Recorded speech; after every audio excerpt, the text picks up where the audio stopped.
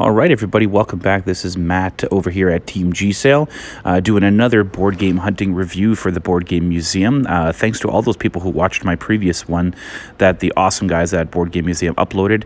I'm going to do another one today. I know you guys aren't interested in toys, but I thought I would do a little intro before I jump into the board games. If you get a chance to follow my channel as well, I'm at Team G Sale. Hopefully there's a link there in the description, and you guys could check out my videos. I mainly do video games, toys, and some board games, but I also do board game reviews, video game reviews, and things like that. But I do have some board game series up on my channel, and I do plan to put some more up. But once again, guys, take a look at my channel if you can, and if you aren't subscribed to Board Game Museum, you really should, because this channel is amazing. I've been following it for years, and I'm super honored that they're letting me do some game hunting videos for them, since this is what I do anyway. So again, I know you have well, maybe you have interest in toys if you're like me, but I know we're here for the board games, so let's just jump right into those. All right, guys, here we are in another Value Village, which is what these are called in Canada. In the States, they're Savers. Starting off strong here with a Lego Dragon board game. I really like these Lego board games, but this one here actually is $9.99, which is way too overpriced for my liking. So we are probably going to be putting this one back on the shelf. All right. There's a lot here today, guys, so bear with me as I go through these. Comment below if you see anything that I missed here that you think is cool. Here we have Don't Spill the Beans. This is a Milton Bradley game. My son and I actually love this game. It's really fun. I hate the way these boxes are, though. They're really hard to store because they're sort of really vertical and long. But either way, I already have this game, and it doesn't really sell for much, so we're going to put this one back on the shelf. Quite a few more games here, guys, so we'll find something today, I'm sure of it. A lot of modern games, though. Barbie and Crayola stuff. Half the time those are missing all the pieces anyway, so I don't usually tend to even bother looking at them. Don't Be a Redneck. I've seen that game a ton of times. Same with Buckaroo and Cranium. These are all games that you'll find at the thrift store quite frequently. Here we have Password. This is the 15th edition, and this is a really old one as well. Password's a really fun game, but again, it doesn't sell for much. These are very, very common games that you can find at any thrift store, and I already happen to have, I believe, 1 or 2 copies of this game. So, yeah, not much else to say about that one, unfortunately, due to the fact that most of the games at this thrift store are starting at $3.99, and then they go up from there. That Lego game we saw earlier was $9.99. So again, when the games are that expensive, I don't know about you guys, but I just tend to put them back. Either way, there's Aggravation, Buckaroos. Here we got Racco. Racco's a really fun game. This actually is, I think, a more recent version of it. But again, doesn't sell for very much money. I think these are about, $8 to $10 games on eBay, and I already have a more vintage copy, so back on the shelf you go. All right, there's that Clue game that I had in my last video, the VCR Clue. Here we have a Chips puzzle, California Highway Patrol. You do find a lot of vintage puzzles at the thrift store, and some of them do have some value. I recently sold some Monkeys puzzles for over $100, but I have no interest in this, but kind of cool to see. We'll just put it back on the shelf there. As I said, there's Cranium Outburst. Oh, here we go.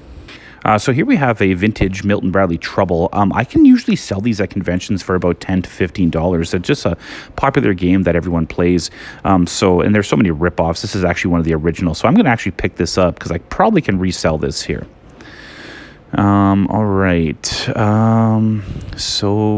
Here's another one here.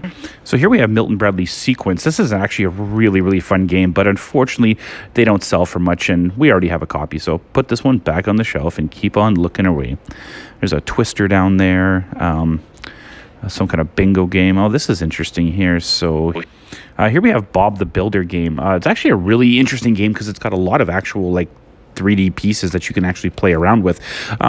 My daughter actually used to watch this show when she was younger. This is actually, surprisingly enough, getting to be kind of a vintage game. I think this here is actually from the mid-90s or even late 90s, I guess. But, the values aren't great on this, and I'm just going to put it back. Just kind of cool to see it nonetheless. Again, a lot more games here to look at today. There's a Boggle over there, but we have that already. And there's the Newlywed Game, which unfortunately I see way too often at the thrift store. Here we have Sorry. This is actually a more modern version, but I have to say, Sorry might be one of my favorite games. We used to play the vintage version at the cabin when I was young. Again, don't sell for much, but if you don't have this game, I would highly recommend picking it up. But again, going to put this one back on the shelf today. Not finding a whole lot today, but that doesn't mean much. There's still these ones, and I actually have another store that I haven't gone to yet. So let's keep on going and seeing what we have here. There's some Monopoly sets. And another cranium. Oh, never have enough craniums, do you? Okay, so here we have a Milton Bradley travel battleship. Comment below, am I the only sucker who loves these games? I love any travel games. We used to play them on road trips as a kid, going to my grandparents' farm every summer. Unfortunately, I have travel battleship already, and you're not going to get a ton on eBay. Some of them do hold some value, but not, unfortunately, this one. So back it goes either way. There's Mall Madness again. Second week in a row I've seen that one. It's funny to see those speak out games. Oh, here we go. So here we have Harry Potter Diagon Alley board game. I actually have this one, but again, Harry Potter stuff sells. I have no problem selling this stuff locally here for $20 to $30. A lot of Harry Potter collectors out there. So the one I actually had last week, the Sorcerer's Stone game, I sold for $30. So I think I could probably get 20 or 25 for this one. So yep, for $4.99, this one's getting bought. All right, so, here we go. This is Double Cross. I don't have this game, actually, and it looks kind of interesting. Comment below if you've ever played this one or know much about it, but, I mean, for this one's actually $3.99, so I'm going to grab this one and put it in my collection. I know sometimes it looks like I put them back, but I often, it's hard with my phone, so often what I'll do is I'll go back and grab them after or, get a cart if I find enough of them. But, yeah, either way, Double Cross looks kind of interesting. So, yeah, that one's getting added to the collection there. Not much else here. I don't think we're already getting to the puzzle section. There's a Snoopy puzzle. I do like to collect peanut stuff, but I think we're going to go to the other thrift store, guys. So thanks for following along with this one. All right, we're at another value village here at the same day. So let's take a look here. Oh, look at this. All right, so this is Monopoly 4, and I did a review on this in my channel, so take a look. This is actually an awesome game. It's a total revamp of Monopoly. My son is a huge Fortnite fan. He's 10, so yeah, either way, I would highly recommend grabbing this game if you have kids around that age. It is actually really, really fun. But as I said, I already own it, and it doesn't sell for a lot. I'm putting it back on the shelf. This is a smaller value village, so we're not going to see as many here as we did in the last one. Oh, here we got one interesting one here. So this is the Walking Dead board game by Cryptozoic. I have this one already. I found it at a garage sale for a few bucks. This one actually looks really, really mint, and I did take a look inside, and actually everything is sealed. $3.99. I'm actually going to pick this one up. I believe I could get $15 to $20 for this board game, especially locally. I don't really like to ship board games. I find the shipping costs from Canada are too crazy, so I often say, can I sell it locally, and then I'll buy it. But yeah, I'm actually going to pick this one up, put it in my shopping cart here on the way back. Here we have another one here. So here we have Jenga Quake. This is actually a really fun version of Jenga. You basically set the timer and it shakes. You got to go quick to make sure that you don't drop pieces off. Again, there are tons of Jenga variants, and some of them do sell well, like Donkey Kong Jenga or even Tetris Jenga, but I find this one doesn't sell well. And in fact, I believe we're going to find another one at the store, so I'm just going to leave it here on the shelf today. But it is cool to see. Again, this is a smaller value village, so I'm not expecting to find a ton at this one. If I can even find a couple games. There's Buckaroo again. Again, anyone else who hunts for games is going to see the same games at almost every single store they go to. There's a second area here that does have some other games, and, well, let's see what they got over here today. Sorry, guys, my camera work is not excellent at the moment. This value village really doesn't like filming, so I've actually been told to stop at one point. So here we have a car racing set. You're going to find these very frequently at thrift stores. Sometimes they actually have value. I've actually found ones for over $100 in the past. But this one looks, even though it looks more vintage, it looks kind of cheaper than some of the other ones out there. So I'm going to leave it here today, but kind of cool to see nonetheless. So we got other games here too. Oh, would you look at that? Jenga Tetris, I just mentioned it, and look, it happens to be here. This one happened to be $3.99, and I can usually get $15 for this one, and it happened to be complete. It actually is kind of a fun game if you do like Jenga variants, so I'm going to pick this one up, and I'll try to resell it, and hopefully at least get double my profit on it. All right, so yeah, not a ton here today. There's the 80s, 90s trivia. I actually own a copy of that for myself. Here we got one here. So this is the Nhl Hockey Challenge. I'm so stereotypical Canadian, but I'm a massive, massive hockey fan. I cheer for the Winnipeg Jets, the Minnesota Wild, and even the St. Louis Blues. And this is a really kind of cool vintage game. I already own it. Unfortunately, I find NHL board games really aren't hot sellers. I own a few of them, like Nhl Hockey and a couple other ones. I think I own a VHS one as well that goes with it. And but either way, it was kind of cool to see it. But we're going to leave it here in the store today. Here's a really interesting one here.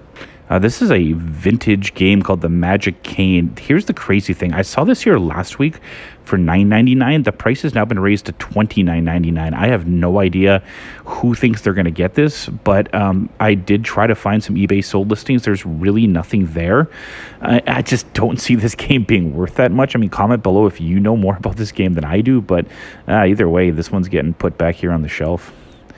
Sorry for some really shoddy camera angle work there, but here's a cool one here.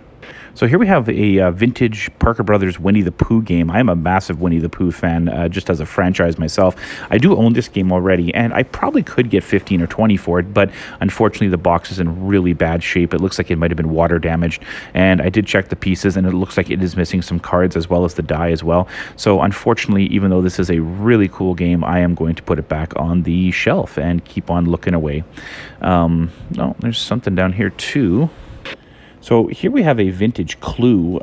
This is actually kind of cool. I don't own this edition, but with Clues, there's so many of them. I know the first couple editions do actually hold some value. This one, I couldn't find too much about it, and when I did look inside, it's actually missing some of the pieces. That's a big thing with games like Clue and Monopoly. If they're actually missing the major components, like the actual movers or the weapons, they're virtually worthless at that point, unfortunately. So this one's going to go back here on the shelf. But I think there is a couple other games here that we can find if we keep looking around. I did see another one, I think, at my first glance. I do have a bad habit of glancing over things too darn quickly and then sometimes not actually buying the game. I was going to look at Ripley's, believe it or not, but I decided not to. Here's Vampire Hunter. This is a Milton Bradley. It's a newer game, but it's actually really, really fun. My son and I own a copy. I found it at another thrift store for $1. Here they're asking $4.99. I just don't think I'd be able to get that locally for it. Again, I'd pick this up if I was you, though, because it's a fun game.